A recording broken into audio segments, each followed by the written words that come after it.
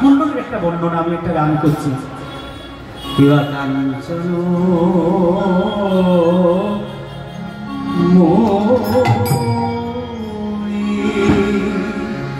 মনি গণ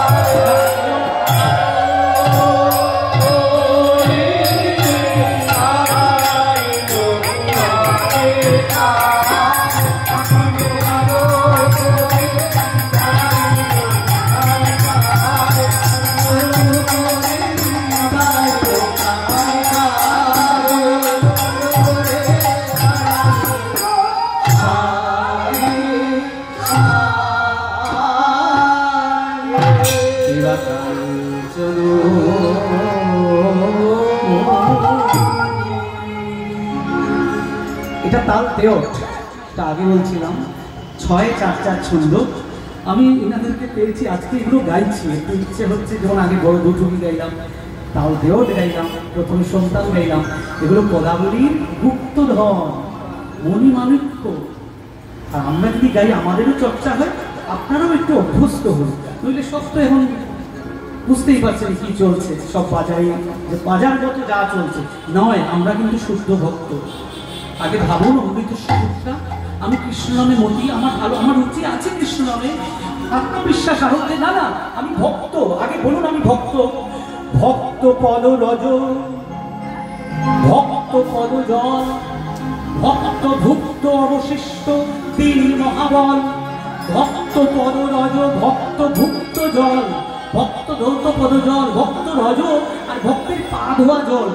আর ভক্তের যে অবশিষ্ট খাবারগুলো পড়ে আছে ওগুলো খান। মন্দিরের যদি বৈষ্ণব যারা আছে না, এঁঠো খান। জানেন রঘুনাথ দাস রঘুনাথ পুরীকে কি করতেন? মন্দিরের এঁঠোগুলো খেতেন। খাওয়া যাচ্ছে না, নর্দমা জগন্নাথ মন্দির থেকে আসছে, এঁঠোগুলো খাচ্ছে।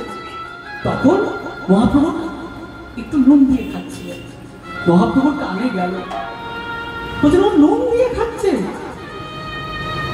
পরের দিন থেকে সেটাও তিনি ত্যাগ করলেন। এই হচ্ছে ভক্ত রঘুনাথ দাস। শিরূপাদি সনাতন ভট্ট রঘুনাথ, শ্রীজীব গোপাল ভট্ট দাস রঘুনাথ। এই ছয় গোসাই তারাই তো আমাদের কান্ডারি। আরেকজনের নাম এখানে নেই, তার নাম হচ্ছে ভক্ত হরিদাস। কোনদিন মহাপ্রভুর কাছে কিছু চাইনি। মহাপ্রভু প্রতিদিন জগন্নাথ শ্রীক্ষেত্রে দর্শন করে এসেই ভক্ত হরিদাসকে আলিঙ্গন দিতেন। বলতেন এসো হরিদাস, তোমাকে আলিঙ্গন দিই। না প্রভু, আমি তো শহরের ছেলে, আমি অসুচি মুসলমানের ছেলে, আমাকে জগন্নাথ মন্দিরে তো ঢুকতেই দেয় না। বকুলতলা সিদ্ধ বকুল গেলে দেখবেন জগন্নাথে। পুরীতে শুধু সমুদ্রে সাঁতার কাটার জন্য যাবেন না, পুরীতে সিদ্ধ বকুল যাবেন, একটু দেখবেন। গম্ভীরায় যাবেন, মহাপ্রভু একটা 3.5 ফুট ঘরে থাকতেন।